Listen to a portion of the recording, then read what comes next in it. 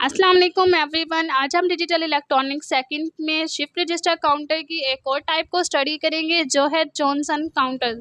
Johnson counter और ring counter में just difference यही है कि वहाँ पर आउटपुट जो एज अ इनपुट के तौर पे वर्क करती है वो क्यू से ली जाती है, और जॉनसन काउंटर में जो आउटपुट एज अ इनपुट के तौर पे वर्क करती है वो क्यू बार से ली जाती है। बाकी सारा प्रोसेस रिंग काउंटर्स के तौर पर ही वर्क किया जाता है। यहाँ पर हम देख सकते हैं कि यहाँ पर हमने 4 फ्लिप फ्लॉप्स को यूज़ किया है, क्लियर और प्रीसेट कंडीशन यूज़ की है, क्लॉक पल्स प्रोवाइड की है, लेकिन यहाँ पर जो आउटपुट इनपुट के साथ अटैच है वो क्यू बार के साथ है।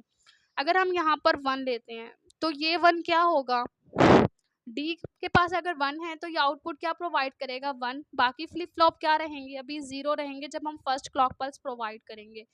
लेकिन यहाँ पर जो 0 ऑब्टेन होगा वो उसका इन्वर्टर क्या होगा, 1, और ये 1 किसके साथ अटैच होगा, फिर से डी के साथ। तो यहाँ पर जो आउटपुट ऑब्टेन हुई वो एज अ इनपुट वर्क करेगी इस डी के लिए, और यहाँ पर जो न्यू इनपुट आई है वो भी हमें क्या प्रोवाइड करेगी, 1।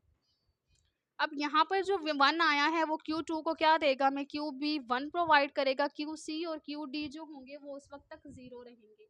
उसके बाद हमें पता है अभी भी QD के पास 0 है तो इसका इन्वर्टर क्या होगा, 1। ये 1 जो होगा वो वापस कनेक्ट होगा किसके साथ, D फ्लिप फ्लॉप के साथ। तो यहाँ पर जो Q का 1 था वो थर्ड फ्लिप फ्लॉप के लिए इनपुट वर्क करेगा। जो फर्स्ट का 1 आउटपुट है वो as a second flip flop के लिए वर्क करेगी, और जो फर्स्ट के पास अभी इनपुट में 1 आया है वो फिर से हमें फर्स्ट आउटपुट पर 1 प्रोवाइड करेगा। और जस्ट हमारे पास 0 कहाँ रहेगा, D4 के पास। अभी भी Q4 के पास या QD के पास 0 है तो इसका इन्वर्टर 1 होगा, और ये 1 किसके साथ अटैच होगा, इस फ्लिप फ्लॉप के साथ। अब कहाँ हो गया, शिफ्टिंग होगी। ये थर्ड वाले फ्लिप फ्लॉप का 1 जो होगा वो फोर्थ के लिए इनपुट वर्क करेगा, सेकंड का थर्ड के लिए, और फर्स्ट का सेकंड के लिए। और जो हमारे पास न्यू बिट आई थी वो फिर से हमें 1 प्रोवाइड करेगी। अब अगर हम देखें यहाँ क्यू पर क्या ऑब्टेन हो रहा है, 1, और इसका इन्वर्टर क्या होगा, 0। तो अब 0 जो होगी वो एज अ इनपुट वर्क करेगी किसके लिए, इस फर्स्ट फ्लिप फ्लॉप के लिए, और अब यहाँ पर क्या ऑब्टेन होगा, 0। और बाकी फ्लिप फ्लॉप में क्या रहेगा, 1। तो इस तरह जो होगा, मेन हमने जहाँ से स्टार्ट किया था, हम टोटल 8 क्लॉक पल्स के बाद जो जॉनसन काउंटर्स है उसमें शिफ्टिंग जो है वो पूरी करवाते हैं। किस तरह, 8 क्लॉक पल्स के बाद अभी हमारे पास वापस से क्या आ गया, 0। हम फिर से शिफ्टिंग कराएंगे, क्लॉक पल्स प्रोवाइड करेंगे जब तक यहाँ पर फिर से 1 नहीं आ जाता। तो इस तरह की शिफ्टिंग को जॉनसन काउंटर्स परफॉर्म करके देता है। हम यहाँ पर देख सकते हैं कि इस तरह से होती है, पहले 0 0 0 था, फिर हमारे पास क्या आता है, जब हमने 1 की शिफ्टिंग कराई तो यहाँ पर जस्ट 1 आया, बाकी जगहों पर 0 रहता है। उसके बाद जैसे ही हम फिर से क्लॉक पल्स प्रोवाइड करते हैं, क्लॉक पल्स प्रोवाइड करते हैं तो ये 0 का इन्वर्टर 1 हमें फिर से 1 प्रोवाइड करता है। फिर से यहाँ पर 1 ऑब्टेन होगा जो एज अ इनपुट वर्क करेगा इसके लिए, फिर यहाँ पर एज अ आउटपुट ऑब्टेन होगी। तो इस तरह जो होगी शिफ्टिंग होगी। इसकी ट्रुथ टेबल जो है वो कुछ इस तरह से है कि मेन जब हमारे पास QA QB QC QD, हमारे पास पहले क्या था, 0 0। फर्स्ट क्लॉक पल्स दी तो 1 यहाँ पर आया, बाकी जगहों पर 0।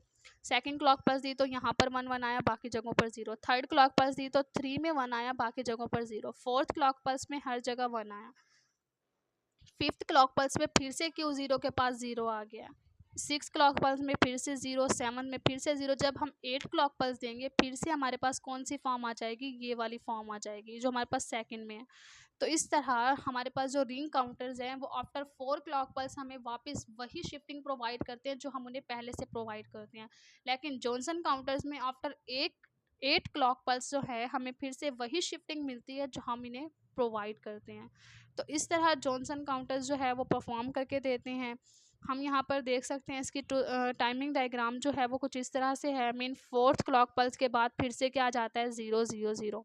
यहाँ पर हमारे पास सेकंड में जो है, हमारे पास सेकंड फ्लिप फ्लॉप में फोर्थ क्लॉक पल्स के बाद 0 0 आता है, और थर्ड में हमारे पास थर्ड फ्लिप फ्लॉप की नेगेटिव एज पे हमें फिर से क्या मिल जाता है, फोर्थ में 1 1 1 मिलने के बाद फिर से 0 मिलता है। इसी तरह हमारे पास फोर्थ क्या, तो इस तरह हमारे पास जॉनसन काउंटर्स जो है वो शिफ्ट रजिस्टर काउंटर्स के तौर पे वर्क करते हैं। ये भी शिफ्टिंग का पर्पस परफॉर्म करके देते हैं।